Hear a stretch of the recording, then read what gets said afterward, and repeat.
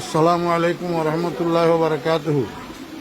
প্রিয় মুসলিম ভাই সব, আমি মাওলানা ফরিদউদ্দিন আল মোবারক বলতেছি। আমার মাদ্রাসা উত্তর হরিপুর জমিরিয়া মাদ্রাসা, বাংলা বাজার, ছাগলনাইয়া, ফেনী সম্পূর্ণ পানির নিচে নিমজ্জিত। মাদ্রাসার টিন শেড ঘরগুলা দেখতেছেন আপনারা, সম্পূর্ণ পানির নিচে, এবং রান্নাঘর পানির নিচে, মসজিদের ভবন এবং মাদ্রাসার ভবন নিচতলার প্রায় 62% পানির নিচে। মাদ্রাসার নিচে নামলেই অঠাই পানি, যেখানে ছাত্র শিক্ষকদের মাথার উপরেও 1 হাত পানি।